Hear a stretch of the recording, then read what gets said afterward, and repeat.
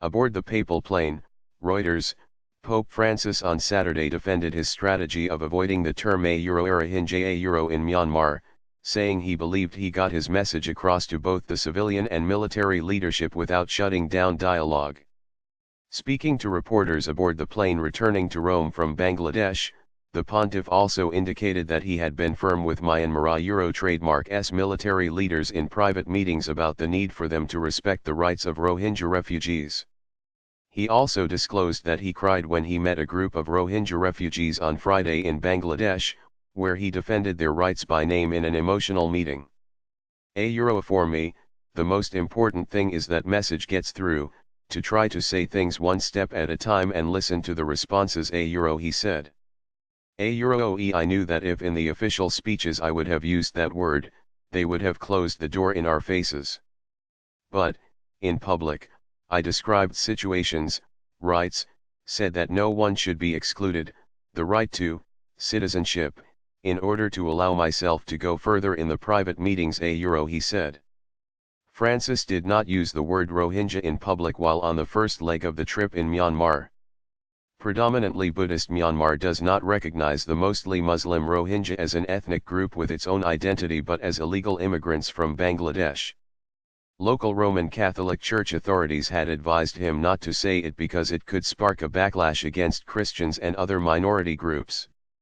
The Pope met Myanmar trademark's military leaders privately on Monday, shortly after his arrival in the National trademark's biggest city, Yangon. The meeting had been scheduled for Thursday morning, but the military pointedly asked at the last minute that it be pushed forward.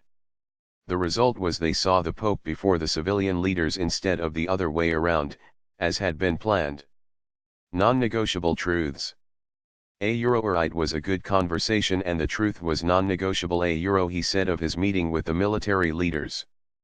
The latest exodus from Myanmar to Bangladesh of about 625,000 people followed a Myanmar military crackdown in response to Rohingya militant attacks on an army base and police posts on August 25. Refugees have said scores of Rohingya villages were burned to the ground, people were killed and women were raped. The military have denied accusations of ethnic cleansing by the United States and United Nations.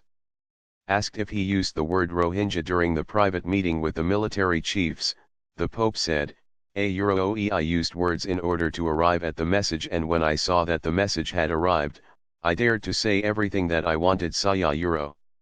He then gave a reporter a mischievous grin and ended his answer with the Latin phrase or intelligenti poca which means a few words are enough for those who understand, strongly hinting that he had used the word the military detests while in their presence. Human rights groups have criticized the country trademark's de facto civilian leader, Aung San Suu Kyi, a Nobel Peace Prize winner who was under house arrest for a total of 15 years before the 2015 elections, for not taking a stand against the generals. But Francis, who met with her privately on Tuesday, appeared to give her the benefit of the doubt because of her delicate relationship with the generals who were once her jailers. Myanmar is a nation that is growing politically, in transition, Francis said in response to a question about Suu and budding democracy in Myanmar. So things have to be viewed through this lens. Myanmar has to be able to look forward to the building of the country. On Friday in the Bangladeshi capital, Dhaka, Francis held an emotional encounter with Muslim Rohingya refugees from Myanmar and then used the word Rohingya for the first time on the trip, although he had defended them by name twice from the Vatican earlier this year.